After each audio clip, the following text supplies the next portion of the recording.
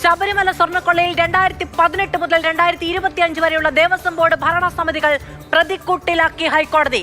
SITയുടെ ഇടക്കാല അന്വേഷണ റിപ്പോർട്ട് പരിഗണിച്ചാണ് ഹൈക്കോടതിയുടെ പരാമർശങ്ങൾ. 2018 മുതലുള്ള എല്ലാ ഇടപാടുകളും അന്വേഷിക്കണം.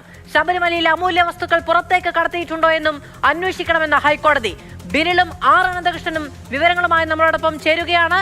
ഏറ്റവും ആഴത്തിലുള്ള കൊള്ളയുടെ വിശദാംശങ്ങളാണ് നമ്മുടെ മുന്നിലേക്ക് വരുന്നത് എന്ന് വേണം നമ്മൾ മനസ്സിലാക്കാൻ. ഇതൊക്കെ എങ്ങനെ നടന്നു എന്ന ചോദ്യം ചോദിച്ചത് ഹൈക്കോടതിയാണ്.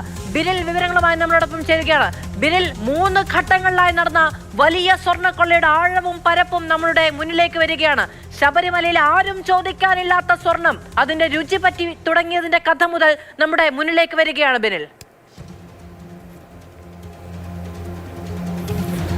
മാധു, ആദ്യം പുറത്തു വന്നത് ഈ ദ്വാരപാലക ശില്പങ്ങളിലെ സ്വർണം പൂശാനുള്ള കാര്യമായിരുന്നുവെങ്കിൽ അതിനെല്ലാം അപ്പുറത്തേക്ക് വളരെ ആസൂത്രിതമായി ശബരിമലയിലെ സ്വർണം അത് കൊള്ള ചെയ്യാനും ശബരിമലയിലെ അമൂല്യ വസ്തുക്കൾ പുറത്തു കടത്താനുമുള്ള വലിയൊരു നീക്കം നടന്നതിൻ്റെ ചില സൂചനകളാണ് ആദ്യഘട്ടത്തിൽ പുറത്തു വന്നത്. അതിലേക്കൊക്കെ തന്നെ ആഴത്തിലുള്ള ഒരു അന്വേഷണം വേണം എന്നൊരു നിർദ്ദേശം ഇന്ന് ഹൈക്കോടതിയുടെ ഭാഗത്ത് നിന്ന് വന്നിരിക്കുകയാണ്. അതായത് ഇത് ഇവിടെയൊന്നും നിൽക്കുന്ന ഒരു കാര്യമല്ല. 2018 മുതൽ ഇങ്ങോട്ട് നടന്നിട്ടുള്ള എല്ലാ കാര്യങ്ങളിലും അന്വേഷണം വേണമെന്നതാണ് ഇപ്പോൾ കോടതി നിർദ്ദേശിക്കുന്നത്. സ്വാഭാവികമായും പ്രതിക്കൂട്ടിലേക്ക് വരുന്നത് 2018 മുതലുള്ള തിരുവിതാംകൂർ ദേവസ്വം ബോർഡിന്റെ ഭരണസമിതികളാണ്. ഏറ്റവും ഒടുവിൽ ഇപ്പോഴുള്ള PS പ്രശാന്തിന്റെ നേതൃത്വത്തിലുള്ള ഭരണസമിതിയെ വരെ സംശയ നിഴലിൽ നിർത്തിയാണ് ഹൈക്കോടതി ഈ ഇടക്കാല ഉത്തരവ് പറഞ്ഞിരിക്കുന്നത്. അതിൽ ഏറ്റവും പ്രധാനപ്പെട്ട കാര്യം, ഇതുവരെ അന്വേഷണത്തിന്റെ ഭാഗമായി വരാതിരുന്ന ശബരിമല ശ്രീകോവിലിലെ സ്വർണ്ണവാതിലുകൾക്ക് എന്ത് സംഭവിച്ചു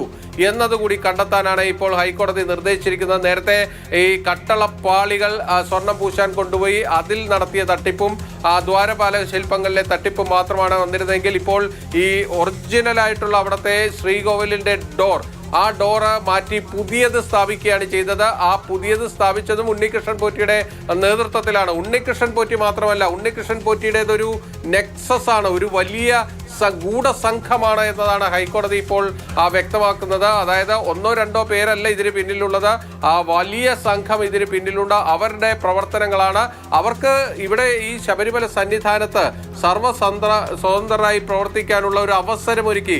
ഉണ്ണികൃഷ്ണൻ പോറ്റി ഒരു പരമാധികാരിയെ പോലെ എല്ലാ കാര്യങ്ങളും കൈകാര്യം ചെയ്തു എന്നതാണ് കോടതി പറയുന്നത്. ഇതിൽ ഈ വാതിൽ പാളികളുടെ കാര്യമെടുത്താൽ, അതായത് ശബരിമല ശ്രീകോവിലിന്റെ വാതിൽ പാളികൾ 98 തന്നെ വിജയ് മല്യ 24 ക്യാരക്ടർ, അതായത് തനിത്തങ്കം കൊണ്ട് പൂശിയ സ്വർണ്ണവാതിലുകളാണ്. ആ വാതിലുകളാണ് അഴിച്ചെടുത്ത് പുതിയ വാതിൽ നിർമ്മിച്ച് അതിൽ സ്വർണം പൂശി കൊണ്ടുവന്നത്. അതിന്റെ വളരെ പ്രധാനപ്പെട്ട ദൃശ്യങ്ങളടക്കം മാതൃഭൂമി ന്യൂസിലുണ്ട്.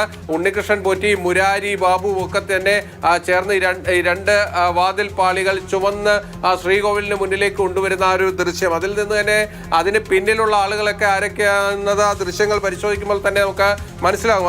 ആ വാതിൽ പാളികൾക്ക് സംഭവിച്ച ഒരു പ്രധാനപ്പെട്ട കാര്യം ഇന്ന് ഹൈക്കോടതി ചൂണ്ടിക്കാണിച്ചിട്ടുണ്ട്. 2019 മാർച്ച് മാസം 3-ാം തീയതിയാണ് ഇതിലെ സ്വർണം പൂശൽ കാര്യങ്ങളെല്ലാം പൂർത്തിയായത്. ചെന്നൈയിലെ സ്മാർട്ട് ക്രിയേഷൻസിൽ അത് അവിടെ വെച്ച് പൂർത്തിയായി. അവിടെ ദേവസ്വം ബോർഡിന്റെ ഉദ്യോഗസ്ഥർ ചെന്നിരുന്നു, സുധീഷ് കുമാർ ചെന്നിരുന്നു. അതൊക്കെ അവിടെ വെച്ച് മഹസറൊക്കെ തയ്യാറാക്കി അത് ഏറ്റുവാങ്ങിയപ്പോൾ അവിടെ ഇതിൽ പോറ്റി ഒപ്പിട്ടിട്ടില്ല എന്നാണ് കോടതി പറയുന്നത്. ഈ സ്പോൺസറായിട്ടുള്ള പോറ്റി, അതിന്റെ കാര്യങ്ങളിൽ കുറച്ചുകൂടി വ്യക്തത വരാനുണ്ട്.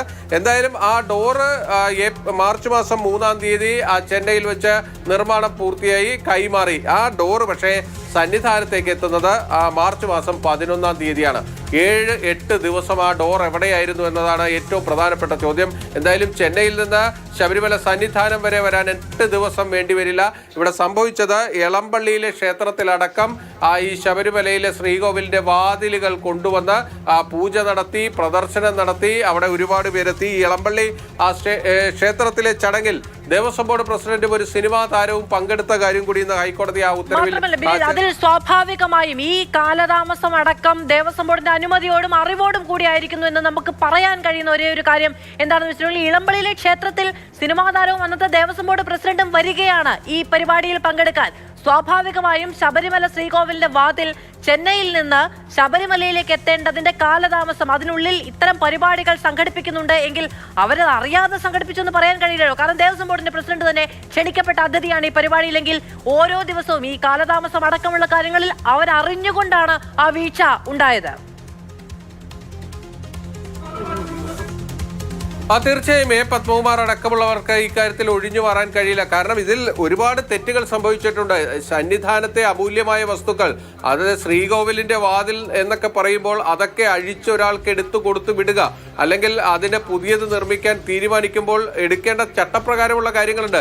ഒരു സ്പോൺസർ എന്ന് പറഞ്ഞു കഴിഞ്ഞാൽ അതിനുള്ള സാമ്പത്തിക സഹായം ചെയ്യുക എന്നത് മാത്രമാണ് സ്പോൺസറിന്റെ റോൾ എന്നത്. ഇത് ഇവിടെ സ്പോൺസർ അല്ല യഥാർത്ഥത്തിൽ ഉണ്ണികൃഷ്ണൻ പോറ്റി ഏതാണ്ട് തിരുവിതാംകൂർ ദേവസ്വം ബോർഡിനെ പോലെ, അതായത് തിരുവിതാംകൂർ ദേവസ്വം ബോർഡിന്റെ പ്രസിഡന്റ് എന്ന് പറയാൻ കഴിയില്ല, ആ ഭരണം മുഴുവൻ നിയന്ത്രിക്കുന്നത് താനെന്ന രീതിയിൽ ഈ ശബരിമല സന്നിധാനത്തെ എല്ലാ കാര്യങ്ങളുടെയും ഒരു പരമാധികാരിയായി അങ്ങ് മാറുകയാണ്. അതില്ലെങ്കിൽ ഇവരെല്ലാം തന്നെ ഉണ്ണികൃഷ്ണൻ പോറ്റിക്ക് ആ പരമാധികാരം കൈമാറി നൽകുകയാണ് ചെയ്തിരിക്കുന്നത്.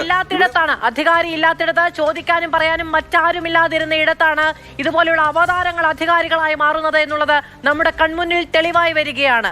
ഇപ്പോഴീ ആഘോഷപൂർവ്വം ആഡംബരമായി കൊണ്ടുവരുന്നത് അയ്യപ്പന്റെ അവിടെ നിന്ന് പോയ സ്വത്തല്ല എന്നുള്ളത് അവിടെ പ്രാർത്ഥനാപൂർവ്വം കൈകൂപ്പി ഈ നിമിഷങ്ങൾക്കൊക്കെ സാക്ഷിയായ മനുഷ്യന്മാരെ മുഴുവൻ മണ്ടന്മാരാക്കുകയായിരുന്നു ഈ കാലയളവിനുള്ളിൽ അവിടുത്തെ അധികാരികൾ ചേർന്ന് എന്നുള്ളതാണ് നമ്മുടെ മുന്നിലേക്ക് വരുന്ന വിവരങ്ങൾ.